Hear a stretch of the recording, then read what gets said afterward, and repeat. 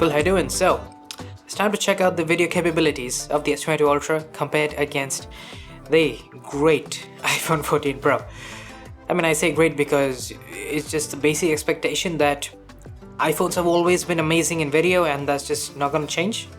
Who knows? It might. There is this very small possibility, but I guess the samples are going to speak the truth here, so let's jump right in because there's really not much else to say here. Alright, so we are starting off with the regular selfie video on both phones, and you know, one thing that I noticed quite immediately is that the field of view on the iPhone, definitely quite impressive right there. I mean, you can see just how much more of the background is visible, especially compared to the S22 Ultra here.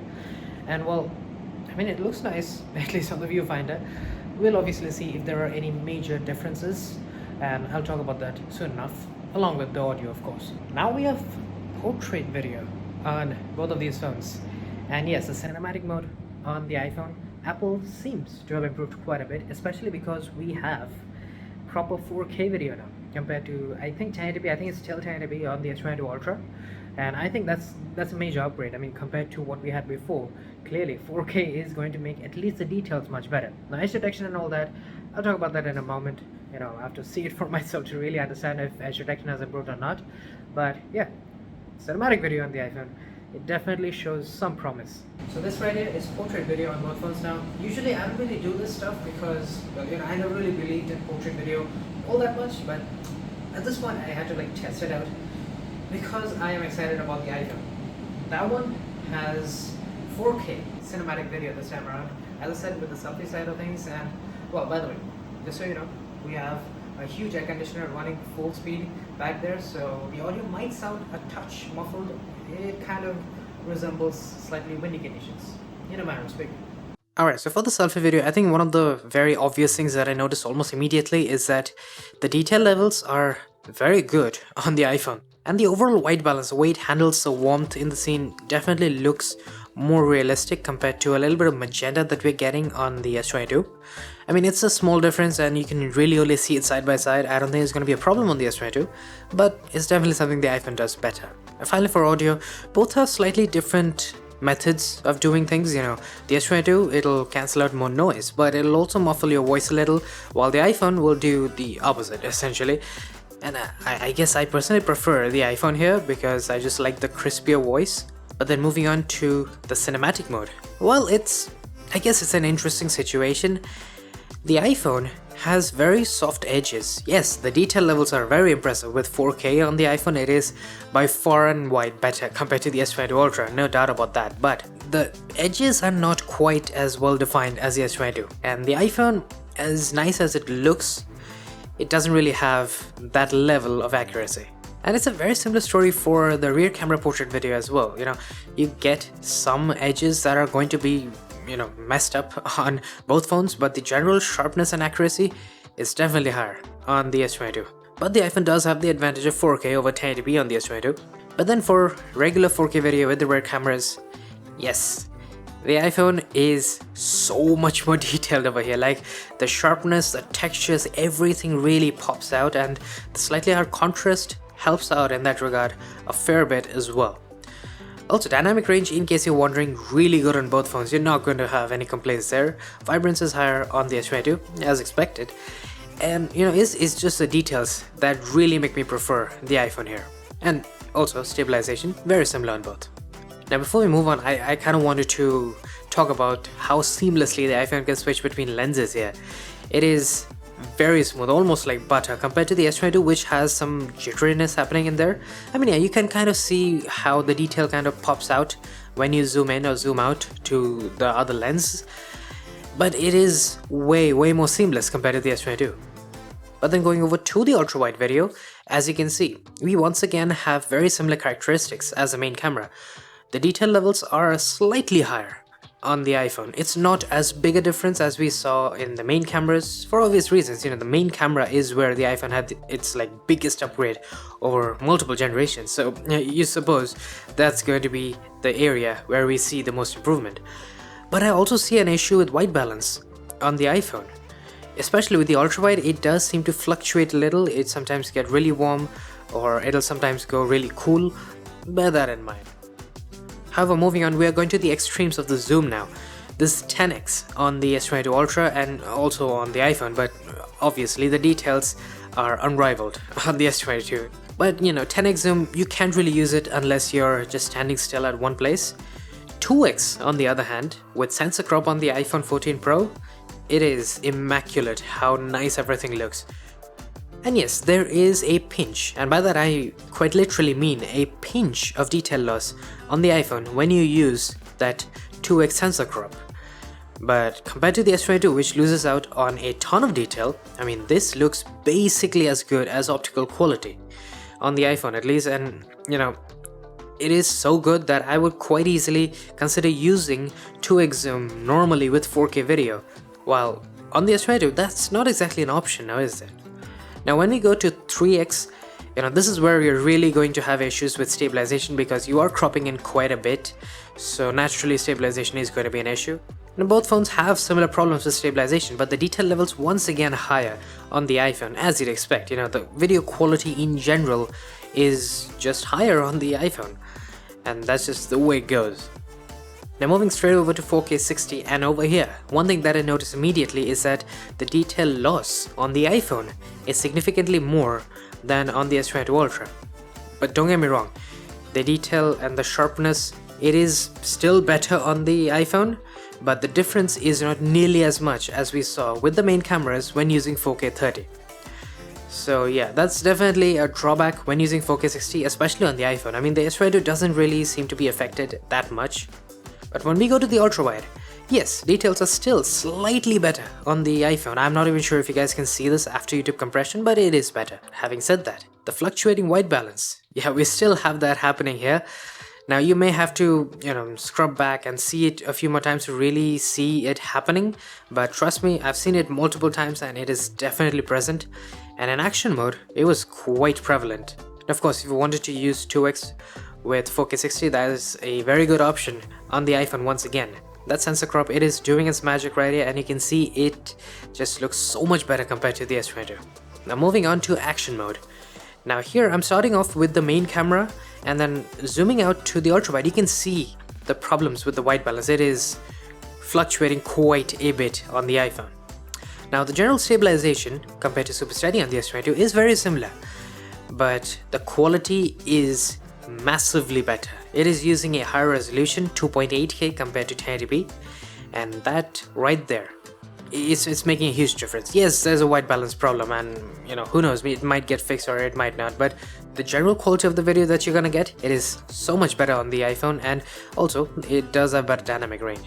And next up for 8K video. Now look, 8K video, it may be giving us better detail on the S22 at least. We'll know soon enough. We have details tests coming real soon, but there are quite a few drawbacks. You know, there's the crop, there's the problem with stabilization, the dynamic range is sometimes, at least, it takes a hit.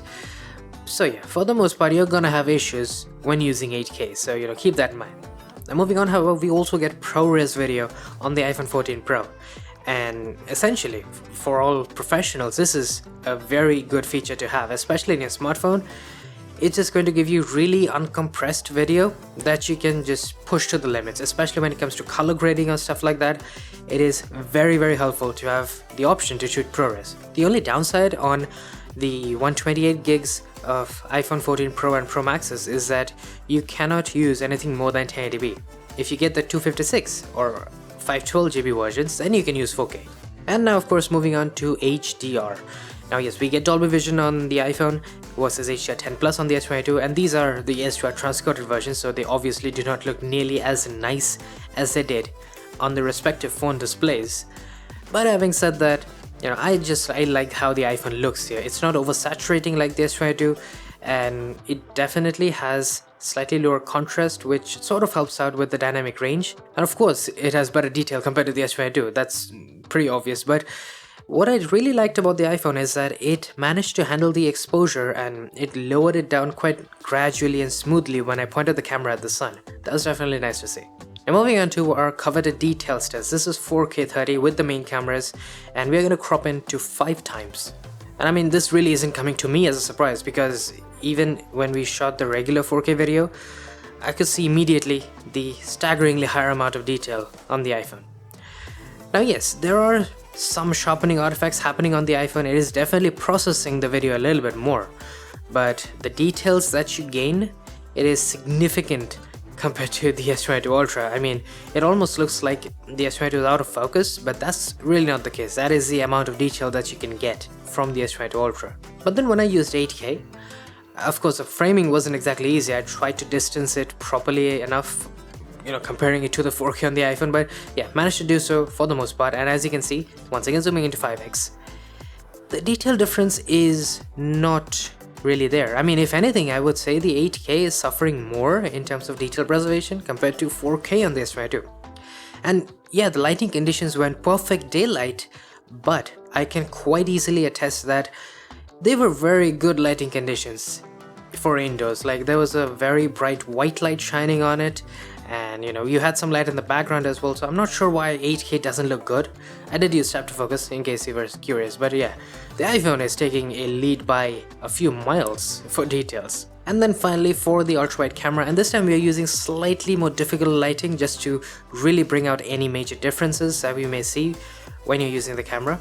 After all, we won't always use our cameras in perfect lighting conditions now, would we? So zooming right in once again, we're using 5x crop, and well, the difference is interesting. So the iPhone is giving us more detail, that much pretty obvious, but it is also not over sharpening the image like the S22 Ultra. It's kind of giving us the best of both worlds, less sharpening and slightly higher details compared to the S22. So yeah, it's once again a pretty major win for the iPhone. Now, low light video, this is something that I've really been waiting for, because the iPhone, as we know, it now officially has a larger sensor compared to the S22 Ultra.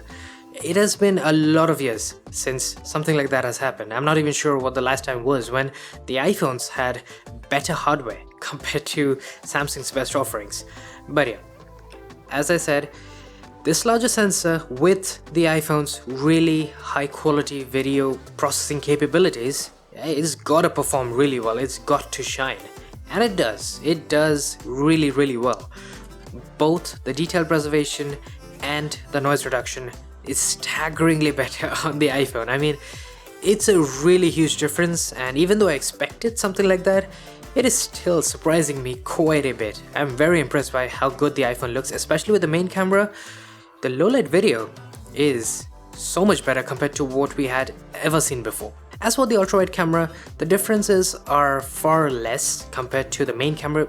Naturally, we did get the biggest upgrade in generations on the iPhone with the main camera, and not really anything as such or anything as intense with the ultra-wide. But the ultra-wide is still better. It has better stabilization, slightly better detail, slightly lower noise. So yeah, low light video clearly is better on the iPhone. Now moving on to slow motion, and here I really thought that the iPhone might do a slightly better job. It is still 1080p 240. I still do not understand why in the name of God we do not get 4K 120 on either phones, even though we all know for a fact that both of these phones are capable of 4K 120. But anyways, I digress. The quality of the shot is very similar. I do think the S22 is sharpening things a bit more. It looks nice. The details are definitely popping more compared to the iPhone, but I'm still gonna pick the iPhone for one simple reason. The noise and grain reduction on the iPhone is spectacular. I mean, there is no noise whatsoever in the background, and I don't know after YouTube compression if you guys can see it or not, but trust me, there is a ton of grain on the S22's shot. With that said, that brings us to the end of our video comparison, and well, was it really a surprise? No, not really. I had expected as much. The iPhone is just stellar with video, and it still is going to give you amazing shots, an amazing result. And yes, it has some issues, but let's face it, the main camera, easy win on the iPhone, especially with the way it performed in low light. I mean, I would really never think of any other phone to compete with the iPhone in this regard. And then with the ultra wide, we did have that little issue with the white balance.